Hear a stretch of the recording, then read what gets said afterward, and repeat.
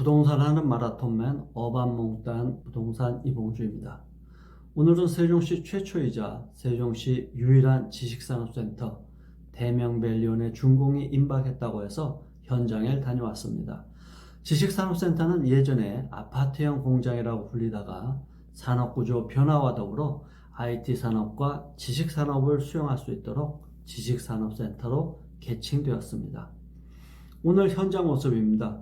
과거 아파트형 공장 모습은 전혀 찾아볼 수가 없습니다. 외관이 중요한 것은 아니지만 지식산업센터 입주기업 직원분들의 높은 만족도에는 입주 건물의 규모, 편의성, 외관도 한몫 거들고 있는 것은 부인할 수 없는 사실입니다. 오늘은 지식산업센터의 특징을 실소유자 입장과 투자자 입장에서 검토해보고 마지막에는 대명밸리온에 대한 정보도 드릴까 합니다. 먼저 실수요자 측면에서 지식산업센터와 일반 사무실을 비교해 보았습니다. 지식산업센터의 경우 집합 건물로서의 구분 소유 및 구분 등기가 가능하고 분양금액의 70 내지 80%까지 대출 지원이 됩니다. 따라서 일반 사무실을 취득하는 것에 비해서 부담이 아주 적습니다.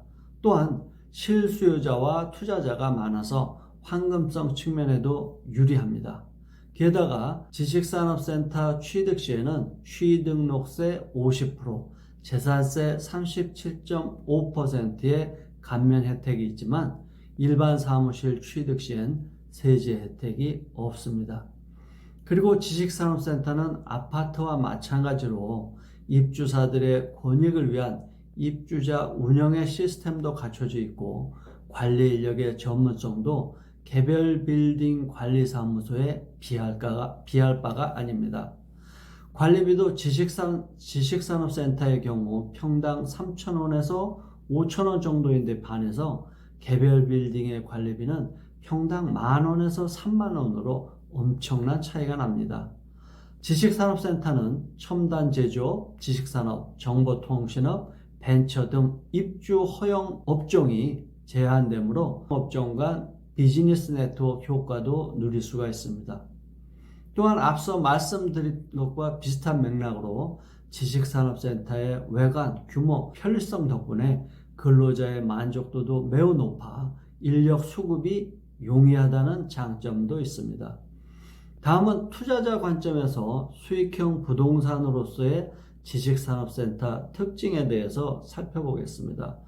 지식산업센터는 법률상으로 여러 용도 지역에서 건축이 가능하지만 공장이라는 한계로 인해서 실제적으로는 일반 공업지역과 중공업지역 등에서 제한적으로만 개발이 이루어지고 있습니다. 즉 공급이 제한적이라 가격 하락 가능성이 낮습니다.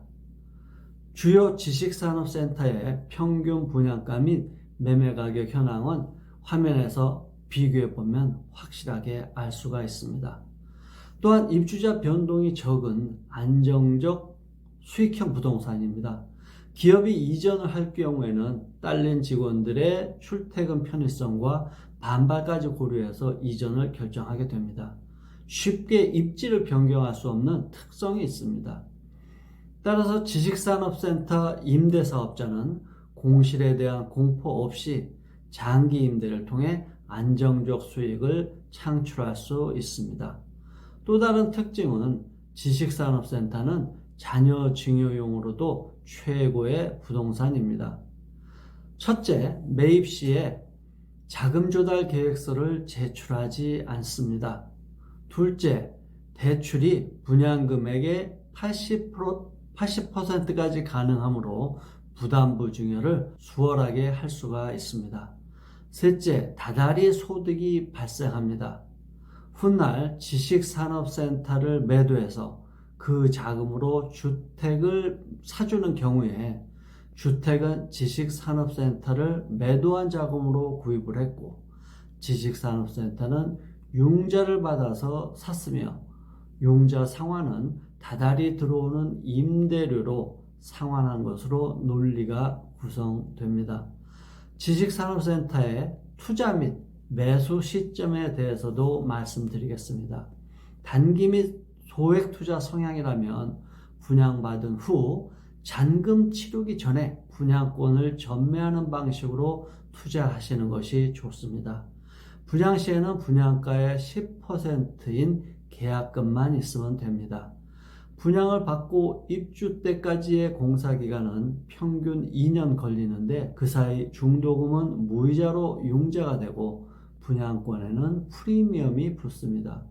보통 분양가의 20 내지 40%는 토지가액이고 60 내지 80%가 건물가액인데 토지는 부가세 면세 대상이고 건물 가액에 대해서만 10%의 부가세가 발생을 합니다. 따라서 3억 원짜리 지식산업센터를 분양받는 경우 계약금 3천만 원과 건물 가액이 분양가액의 70%로 가정할 때 건물분 부가세 2,100만 원을 마련해야 합니다. 그러나 부가세는 다음 분기에 환급을 받게 되므로 결국 3천만 원을 2년간 묶어두는 투자가 되겠습니다. 이렇게 쉬운데도 불구하고 지식산업센터 분양을 망설이는 이유가 무엇일까요? 항상 분양 시점에 새로운 분양가는 최고가를 갱신하기 때문에 망설이게 되는 것입니다. 어떤 투자든 용기와 리스크 테이킹 마인드가 있어야 가능합니다. 다음은 실수요자의 매수 타이밍입니다. 분양받지 못한 실수요자는 프리미엄을 주고라도 분양권을 사시는 것이 옳습니다. 실수요자라면 입주 전 분양권 상태로 매입을 하면 취득세 등 세금 감면 혜택을 받을 수 있지만 보존 등기가 된 물건은 감면 혜택이 없으므로 세금 감면 혜택이 프리미엄을 능가할 경우에는 프리미엄을 주고라도 분양권을 사는 것이 좋습니다. 마지막으로 대명밸리온의 사업 개요입니다. 전체 대지 면적은 13,414제곱미터이고요. 건축 규모는 지하 3층에서 지상 12층. 그 다음에 시설 계획은 지식산업센터가 395호실, 지원시설 144호실로 이루어져 있습니다.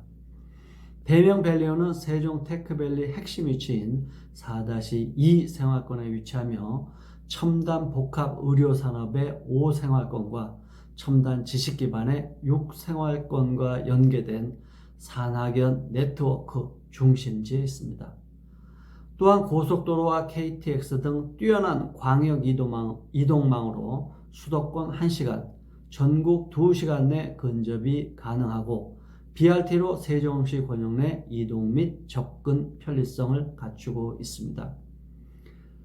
대명밸리온은 세종시 유일의 지식산업센터로 입주 기업 임직원 및 세종테크밸리 내 임직원 등 풍부한 배우 수요를 갖춘 투자 입지로 자산가치 상승을 기대할 수 있습니다. 이상으로 지식산업센터의 특징, 매수 매도 시기 및 대명밸리온에 대한 소개를 마치겠습니다. 관심 있으신 분 언제든 편하게 문의해 주시고요. 지식산업센터에 대한 추가적 정보는 링크로 걸어두었으니 참조하시기 바라겠습니다. 좋아요와 구독은 제게 큰 힘 됩니다. 마지막 화면에서 제 얼굴을 클릭하시면 구독으로 연결됩니다. 이상 부동산 하는 마라톤맨이었습니다. 감사합니다.